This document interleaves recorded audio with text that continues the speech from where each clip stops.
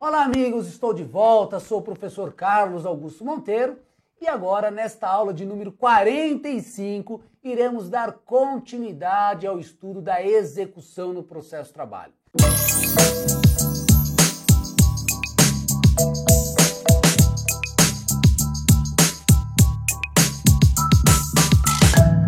Primeira aula da execução, tratamos daquelas questões introdutórias, importantes para você. Segunda aula, tratamos da primeira fase da execução trabalhista, que é a fase de liquidação. E lá, chamei a atenção sua para o artigo 879 e seus parágrafos. Lá, eu frisei para você que a primeira fase termina na decisão que fixa o valor da execução. Fixou o valor da execução, eu dou início à segunda fase, denominada fase da citação e penhora. Então acompanha aqui no quadro, olha lá. Homologado o valor da execução, será expedido mandado de citação a executado para pagamento da dívida total em 48 horas. Vem para mim aqui, olha só, artigo 880 da CLT. Estabelece lá que assim que o juiz fixar o valor da execução, ele irá citar o reclamado, citar o executado para pagamento. O executado terá 48 horas para pagar esta execução ou para indicar bens à penhora, porque para garantia do juízo é preciso que ele indique bens à penhora. A citação será feita por oficial de justiça e se o devedor for procurado por duas vezes e não for encontrado, será feita por edital. Esta é a regra que está lá no 880 da CLT. Depois, volta aqui para a tela. Se não pagar a dívida, poderá garantir a execução indicando bens à penhora, respeitada a ordem prevista no artigo 655 do CPC. É o que está no artigo 882 da CLT, vem aqui para mim, olha só. O devedor tem duas opções, ou ele paga e acaba o processo, ou ele indica bens à penhora. Ele pode indicar qualquer bem à penhora? Não, ele tem que observar a regra de preferência do artigo 655 do CPC. O artigo 655 coloca lá, primeiro bem, bem que deve ser indicado a penhora, o dinheiro. O dinheiro é o primeiro na ordem. Então, ele tem que dar preferência a dinheiro. Ele só vai indicar outros bens se não tiver dinheiro. E por que ele vai indicar bens? Por que ele vai indicar bens à penhora? Das duas, uma. Ou ele não tem dinheiro para pagar aquela execução, ou ele quer discutir aquele valor homologado. Para discutir o valor homologado e, portanto, entrar na terceira fase da execução, é preciso garantir o juízo. E a garantia do juízo se dá pela penhora. Então, olha só, primeira fase da liquidação termina numa decisão que homologa, que fixa o valor. Esta segunda fase, citação e penhora, vai terminar quando o juízo estiver garantido, ou seja, quando tiver penhorados os bens do devedor. Aí eu vou poder entrar na terceira fase. Muito bem, então tá aí o 882 que diz que se não pagar, ele pode indicar bens à penhora. Se não pagar, se não indicar bens à penhora, artigo 883 tá aí na tela para você, não pagando ou não garantindo a execução, seguir-se-á a penhora dos bens, tantos quantos bastem para a satisfação da dívida. Então, olha só, o devedor tem 48 horas para pagar ou indicar bens à penhora. Se não fizer, o processo continua com a procura de bens dele. O juiz passa a diligenciar para procurar bens daquele devedor para garantir o juízo. Lembrando que o oficial de justiça também é avaliador. Ele retorna na residência, ele retorna nas dependências da empresa para, depois de 48 horas, para saber se o devedor pagou ou se indicou bens. Se não fez uma coisa nem outra, o oficial de justiça passa a penhorar bens que ele encontrar naquele local. Lembrando que também se aplica ao processo de trabalho a regra do 649 do CPC, tá aí na tela para você, que traz os bens absolutamente impenhoráveis. Volta para mim, alguns bens não podem ser penhorados, e esses bens estão lá no artigo 649, que são aplicados que é aplicado no processo de trabalho. Quando a gente fala de penhora, nós temos que lembrar dois verbetes do Tribunal Superior do Trabalho. O primeiro é o J 153, que estabeleceu que pacificou o entendimento a respeito da penhora de salário para pagamento de verba trabalhista. Nós sabemos que a penhora de salário, que o salário é impenhorável, está lá no 649 do CPC. Mas o mesmo 649 diz que para pagar verbas de natureza alimentar, o salário pode ser penhorado.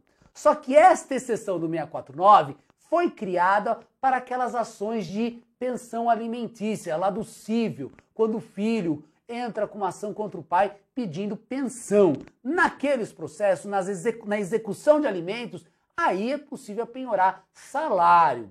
Mas tentou-se criar no processo de trabalho uma corrente no sentido de que, no processo de trabalho, as verbas, as sentenças, a execução trabalhista também tem natureza alimentar e, por isso, também estaria encaixada naquela exceção do 649. Diante desta corrente, desta tese, o TST editou a OJ 153 da SDI 2 do TST. Cuidado, olha lá, vem para a tela, OJ 153 da SDI 2 do TST. Ofende direito líquido e certo, decisão que determina o bloqueio de numerário existente em conta salário para satisfação de crédito trabalhista, ainda que seja limitado a determinado percentual dos valores recebidos ou a valor revertido para fundo de aplicação ou poupança, visto que o artigo 649, inciso 4 do CPC, contém norma imperativa, que não admite interpretação ampliativa, sendo a execução prevista no 649, parágrafo 2º do CPC, espécie e não gênero de crédito de natureza alimentícia, não englobando o crédito trabalhista. Volta a imagem aqui para mim. Então, segundo o TST, crédito de natureza trabalhista não está incluído na exceção trazida do parágrafo 2º do 649. Então, não é possível penhorar salário para pagamento de execução trabalhista. Outra discussão que surgiu no processo de trabalho foi a respeito da penhora da boca do caixa, da penhora do faturamento da empresa. A empresa não tem bens, mas ela gira todo dia, entra dinheiro. Posso pedir que o oficial de justiça penhore o faturamento daquela empresa? O TST também decidiu essa questão e pacificou através de uma OJ 93 da SDI 2. Tá aí na tela para vocês. Olha só, mandado de segurança. Possibilidade de penhora sobre parte da renda de estabelecimento comercial. É admissível a penhora sobre a renda mensal ou faturamento de empresa, limitada a determinado percentual, desde que não comprometa o desenvolvimento regular de suas atividades. Volta a imagem aqui para mim. A OJ 93, ela estabelece então a possibilidade de penhora limitada a um percentual. A OJ não fala qual é o percentual e, portanto, será definida pelo juiz. O que a OJ determina é que será limitada a um percentual que não comprometa os compromissos, não comprometa o desenvolvimento regular da empresa, ok? Quando a gente fala de penhora, hoje é muito comum se falar da penhora online. O examinador da ordem já pediu, já colocou na prova qual a previsão legal para se definir a penhora online, a penhora pela internet das contas do devedor. E hoje a previsão legal está no CPC, no artigo 655A. Tá aí na tela para você, artigo 655A. Para possibilitar a penhora de dinheiro em depósito ou aplicação financeira, o juiz, a requerimento do exequente, requisitará a autoridade supervisora do sistema bancário, preferencialmente por meio eletrônico, informações sobre a existência de ativos em nome do executado, podendo no mesmo ato determinar a sua indisponibilidade até o valor indicado na execução. Volta aqui para mim, esse artigo é perfeitamente aplicável no processo do trabalho, a única diferença é que aqui no processo do trabalho independe de requerimento da parte. Pode o juiz de ofício determinar o bloqueio das contas do devedor. É a regra do artigo 878, combinado com o artigo 655A do CPC. E para finalizar esta fase, a fase da citação e penhora, importante lembrar o item 3 da súmula 417 do TST, que está aí na tela para você. Súmula 417, item 3. Em se tratando de execução provisória, fere direito líquido e certo do impetrante a determinação de penhora em dinheiro, quando nomeado outros bens da penhora, pois o executado tem direito a que a execução se processe da forma que lhe seja menos gravosa, nos termos do artigo 620 do CPC.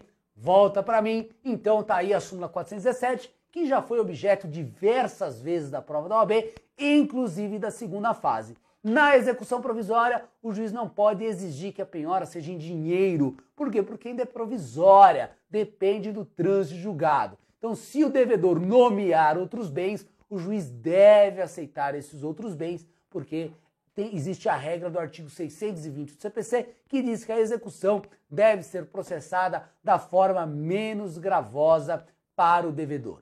Muito bem, com isso a gente encerra esta segunda fase da execução. A segunda fase da execução termina, portanto, na penhora. Penhorados os bens, garantido o juízo, eu termino a segunda fase e entro na terceira fase, que eu denominei de fase da impugnação, fase dos embargos. Esta fase será objeto da nossa próxima aula. Até lá!